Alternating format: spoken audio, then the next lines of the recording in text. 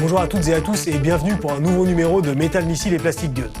Aujourd'hui, nos missiles ne seront peut-être pas en métal, mais ils seront en mousse et du Plastic Gun, on en aura puisque, comme vous pouvez le constater, nous avons parlé de la série Mega de Nerf qui est sortie il y a quelques mois, donc relativement récemment par rapport aux Nerf que nous avons vus dans les émissions précédentes.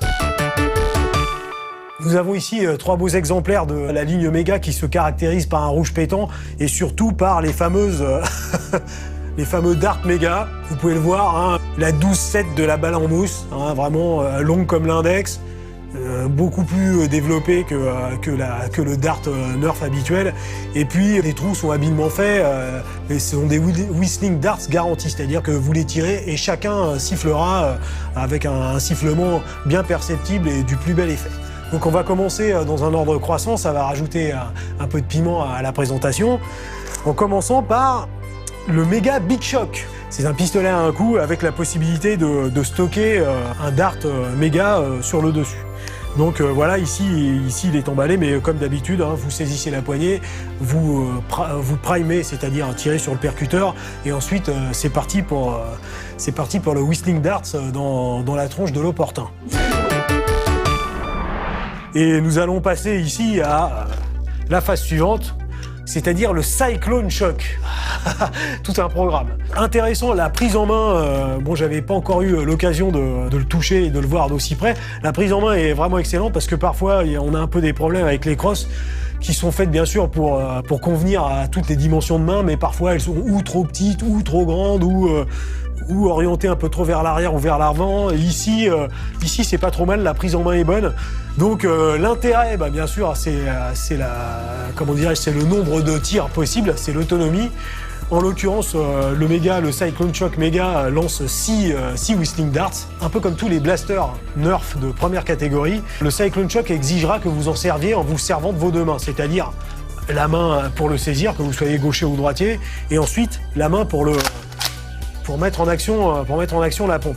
L'avantage, c'est que vous avez une arme puissante avec des darts vraiment impressionnants qui sifflent, qui plus est, c'est pas mal pour démoraliser l'ennemi. Mais le problème, c'est qu'une fois que le Cyclone Shock est vide, ou vous vous cachez pour le recharger, ou vous en débarrassez pour vous servir d'une autre arme, puisque vous n'avez pas la possibilité d'immédiatement remettre un nouveau chargeur et de continuer le combat. Donc vous l'avez vu, j'ai primé, et je vais vous tirer dessus, parce que je juge que vous l'avez mérité. Donc voilà, bam, en plein dans la cible. Nous allons passer à la Fury pure et simple, puisque voici le Roto Fury. Alors tout un programme. Vous voyez la bête, hein, vous pouvez juger de la taille, c'est quand même assez costaud. Alors paradoxalement à sa taille, c'est relativement léger. Là aussi, la prise en main est plutôt bonne.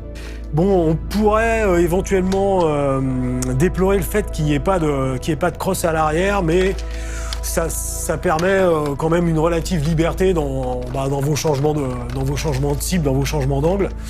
Alors bon, c'est sur le principe du shotgun, hein, vous l'avez deviné, donc voilà, bam, ça part tout seul. Donc la poignée vous permet de faire tourner le barillet et de passer à la balle suivante. Là aussi, vous allez y avoir droit. Voilà.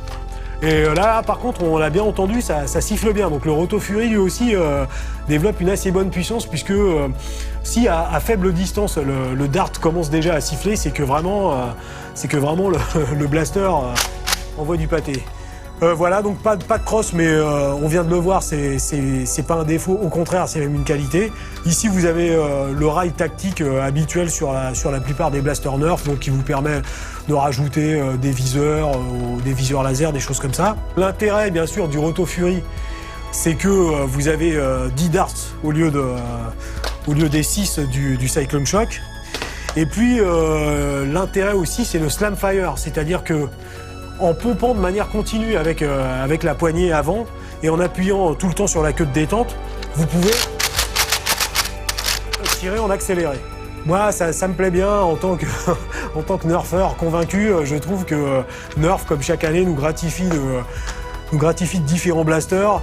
Justement, on peut au passage souligner leur créativité, puisque ça fait plusieurs années que ça dure. Et bien sûr, de temps en temps, il y a du recast et du repaint.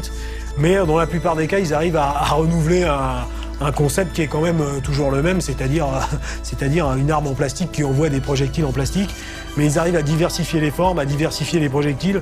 Enfin, un Nerf, c'est vraiment une arme automatique à la maison, c'est super sympa. Voilà, du gros calibre, des whistling darts, hein, voilà, de la fléchette sifflante. Les jouets sont quelque chose de beaucoup trop sérieux pour être confiés aux enfants.